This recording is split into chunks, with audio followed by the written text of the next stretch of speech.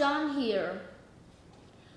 Do you know that people are only lived for like only thousands of years on planet Earth, when it is billion of years, like the dinosaurs, the first plants, the first plants and dinosaurs, Ice Age, the New Age, when finally the humans are here, from chimpanzees, like monkeys, to us, without tails, of course. We are only like the new residents of Earth, maybe like more like a smarter brain, I guess.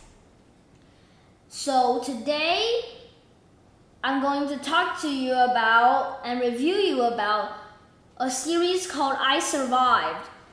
It talks about real disasters like the shark attacks today and the destruction of Pompeii, but not real characters. Like in Pompeii, some boy called Marcus and Tata. Tata is Marcus's father, but they're just made up by the author.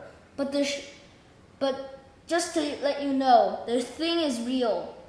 The destruction of Pompeii is real. The shark attacks are real, but Chet inside is not. Uncle Jerry not. His friend Sid is not. His papa, mama, no. So this thing is real, really happened, but characters, no. Fictional. Happened for every book. Like this one, Leo, no. But San Francisco Fire, yes. And Titanic, George, no. Maybe some boy named George is on the ship, but not this one. Fictional by the author, but the ship, the Titanic is real. No, everybody heard of the Titanic. So, I have one part to share with you about I Survived the destruction of Pompeii, AD 79.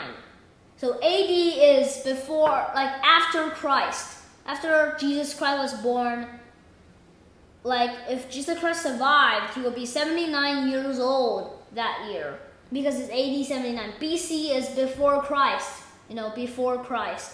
So BC is before Jesus Christ was born, but AD is after Jesus Christ was born, and if he didn't get killed by the Romans, he would be 79 years old. So, and this talks about Mount Vesuvius. Pompeii is in Italy, near the town of Naples, and it used to be a really beautiful city. Now you can visit it. I really recommend it. I didn't go there before, but I recommend you to see the old ruins. And in the book, there's even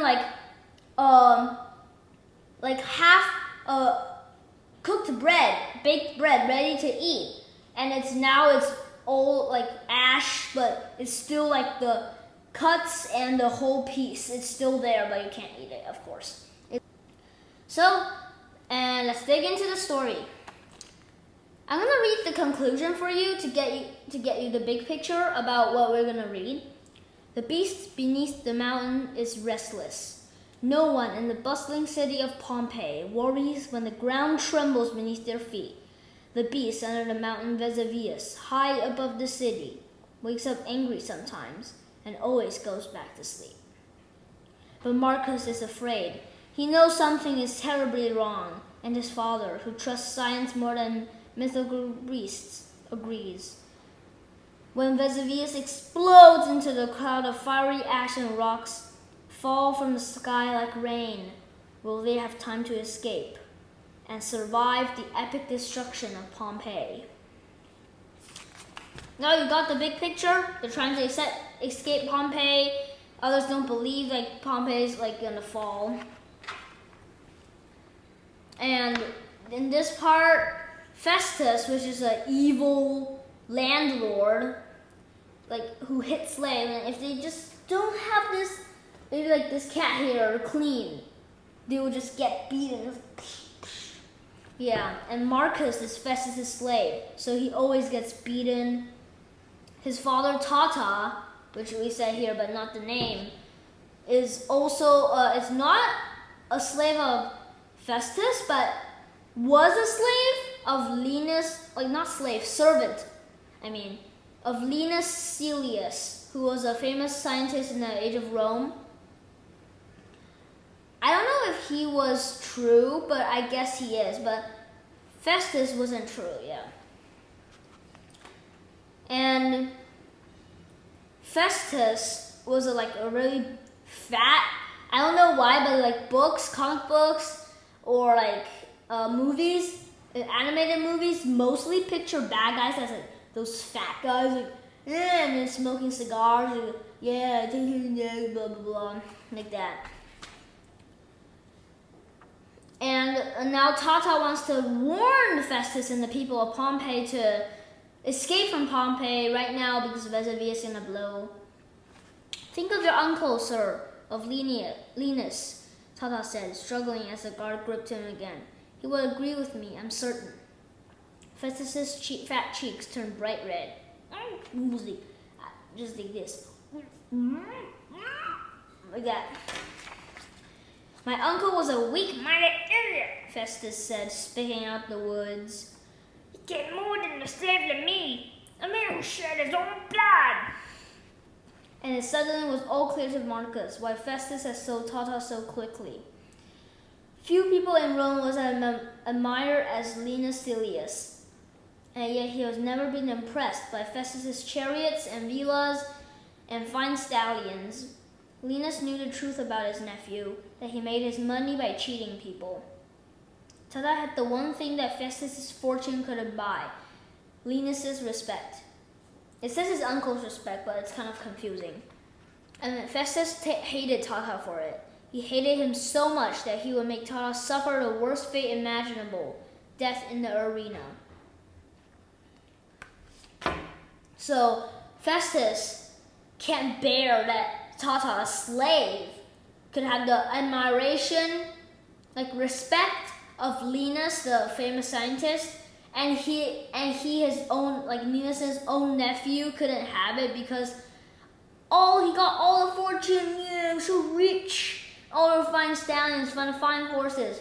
If he has now maybe like fine cars, sports cars, and villas, like houses, big mansions, and like fortune, like got so much money and rich. But Linus knew the truth, like he's actually cheating people out of it, so he never admired, like respected his nephew for that. Speak honestly, like if you're being honest, everybody says, oh, he's being honest. I assure you he's being honest. If you make one little mistake, like being lied once, you would say, really? He's being honest this time? He lied once, he lied once. Or maybe, are you sure he didn't lie this time? Like only once you lie and like 1,000 times you're honest, it still has like a stain to your reputation. And Festus has like thousands of lies and not one like honest. So he'll like, his whole reputation is like wrecked. Only his money is like, I'm so rich, I'm rich, like that. Okay, this is the end of the I Survived the Destruction of Pompeii, 79. And we're going to read the second book called I Survived the Shock Attacks of 1916, which is a century ago, almost. A century and 5 years. This happened, like the shark attacks happened in New Jersey, USA. And let's say this, there's something in the water. Chet Roskill is finally feeling at home in Elm Hills, New Jersey. He has a job with his Uncle Jerry at the local diner, 3 great friends, and a perfect summertime. Destination, cool, refreshing Model 1 Creek. But Chet's summer is interrupted by shocking news. A great white shark has been attacking swimmers along the Jersey shore, not far from Elm Hills. Everyone in town is talking about it, so when Chet sees something in the creek, he's sure it's his imagination until he comes face to face with a bloodthirsty shark. So, do you have what it takes to survive? Look at this. Creepy, eh? big Sharky, and that's the boy. In the first part, I like this part because Uncle Jerry has the courage. Listen. Well, it's true, but you know what? I miss this place. And I'll tell you what I've learned. A person has to face up to things. You never solve anything by running away. No, because he's really like a philosopher at that point, and I really like admire him like that because it's really what he says is right and really truthful, because you can't do anything by running away. Like if you do a problem, I was like, oh, it's so hard, so I just skip to other day's problem, erase it, and just circled it again. And I was like, yay, look, I did that, and I'm so proud. You might think you got away with it, but you still have to do it tomorrow. And someone will get suspicious as time goes. So you need to face it and not stain your reputation. And the second part, it's really how do you say, friendship part. He dreamed that he was an old man sitting in a diner telling a story to a gang of boys. He told them about a shark in a creek, huge clear shark with bloody jaws and coal black eyes. He described how the shark has chased him, how it scared him out of his wits, but in the end, the beast couldn't get him because Chet hadn't been alone, because his friends had reached out for him, and they held him tight, and they never let him go. It has two meanings because they never let Chet go away from the shark, not to let Chet get eaten by the shark. But it's another meaning, I think, because they never let Chet down. They're his great pals, his great friends, his great companions. Like they never let him down. They never mistreated him, or they never in hardships, they never abandoned him. So this is the end of our 2-book review today of I Survived series. So check in for more. Next time, I'm gonna review the Japanese tsunami of 2011. That was just 10 years ago. And San Francisco earthquake in 1906. That was 10 years before the shark attacks. Okay, catch you guys later. Follow me and read more.